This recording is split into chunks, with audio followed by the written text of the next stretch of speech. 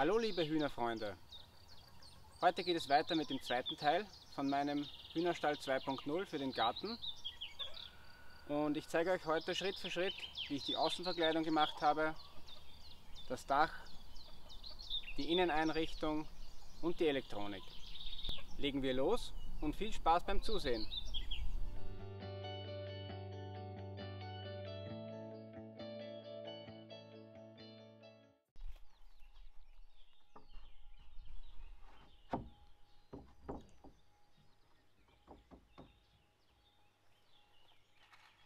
Das Anbringen der Außenverkleidung ist natürlich nicht sehr spektakulär. Deshalb zeige ich euch das im Schnelldurchlauf.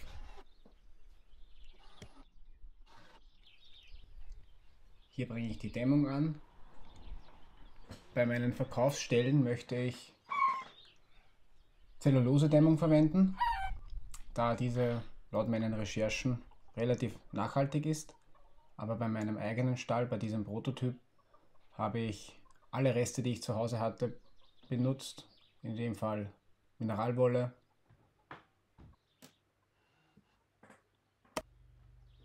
Und später kommen dann auch noch Reste einer Holzdämmung zum Einsatz. Hier die Seite mit dem Hühnerschlupf. Bei diesem Stall habe ich als Außenverkleidung Nut- und Federbretter benutzt aus Fichte. Und bei meinem großen Stall, den man rechts im Hintergrund sieht, habe ich ja schon Lärchenbretter benutzt und wieder Fichtenbretter in Sägerau, damit meine Kunden eine kleine Übersicht haben, was alles möglich ist und wie das aussieht. Hier dann die Rückseite mit der Lüftung. Und diese Nut- und Federbretter werde ich dann auch noch mit einer Lasur versehen, mit verschiedenen Farben, weiß, Nussfarben und auch farblos, damit man den Unterschied sehen kann, wenn man einen Stall kaufen möchte. Die Außenverkleidung ist fertig und weiter geht's mit dem Dach. Hier habe ich eine Dämmung, auch wieder Reste aus einer Holzdämmung angebracht, und jetzt wird wieder Brett für Brett angeschraubt. Dann kommt eine Schicht Dachpappe darüber, einfach nur fürs Kondenswasser, und zum Schluss noch ein Trapezblech.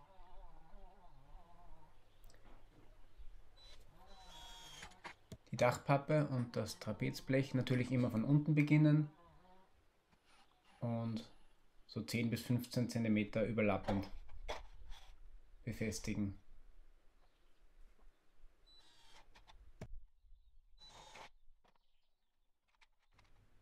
Fürs Dach habe ich wieder so Spenglerschrauben benutzt und befestigt immer an der höchsten Seite des Trapezes. Hier rechts unten sieht man die Steinpipperl, Junghühner, die mich besuchen kommen.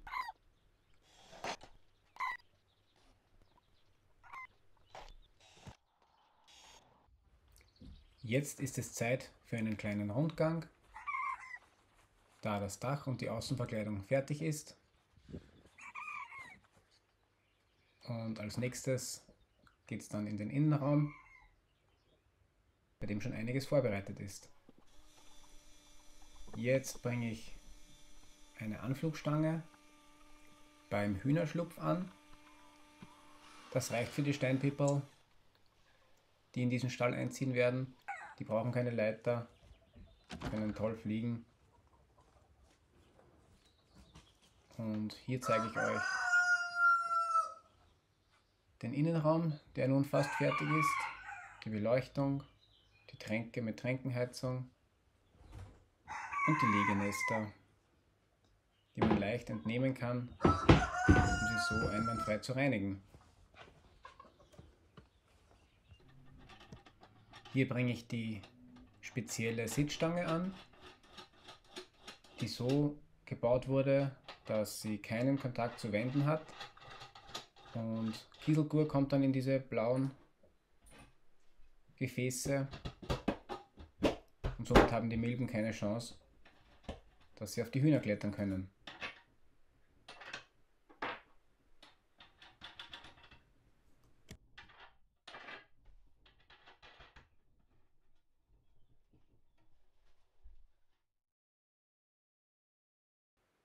Dann kommen wir noch zur Elektronik.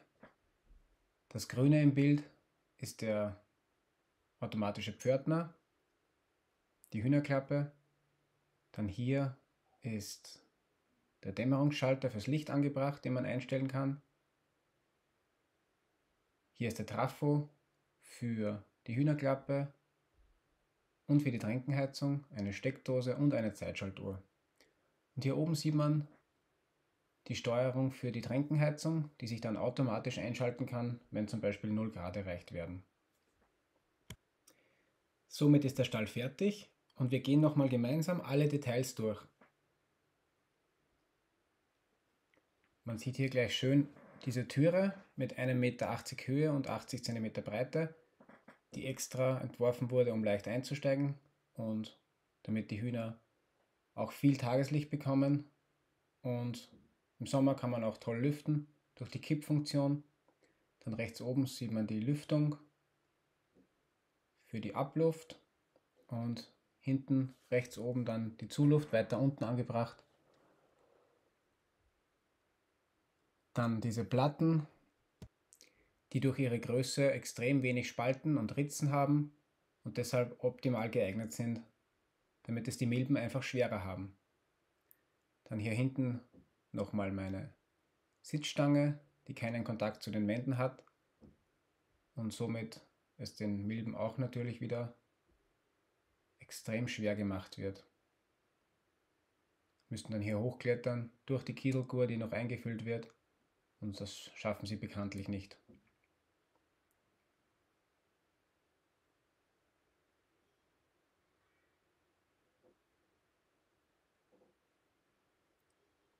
Dann hier noch meine Legenester in verschiedenen Höhen angebracht, die man toll entnehmen kann, um sie zu reinigen.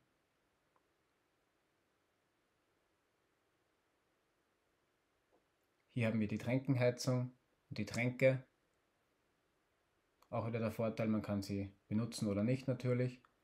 Und die Tränke kann man auch wieder sehr leicht entnehmen, um frisches Wasser einzufüllen.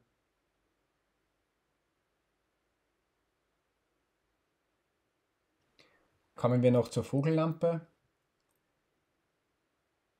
Die normalen LED-Lampen, die bei uns zum Einsatz kommen, die flimmern für die Hühner und deshalb gibt es eigene Lampen, die angenehm für unsere Hühner sind.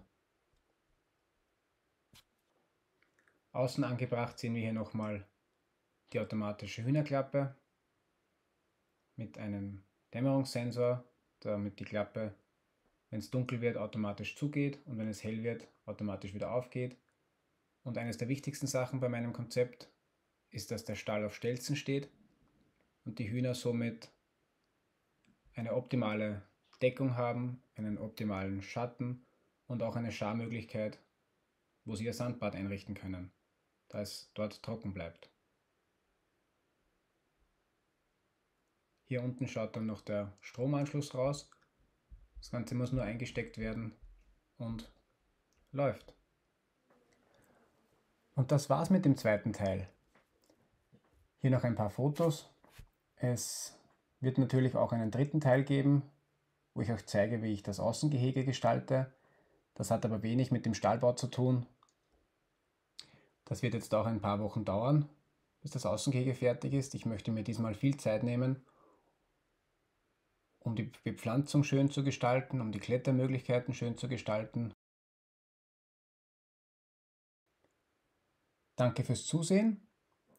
Der Stall kann ab sofort bei mir bestellt werden. Ich würde mich aber natürlich auch freuen, wenn ihr einige Tipps mitnehmen konntet. Und Nachbauen ist natürlich erlaubt, da ich mit dieser Arbeit nicht reich werden möchte, sondern wichtig ist, dass es den Tieren gut geht. Jetzt freue ich mich aufs nächste Video. Bis bald!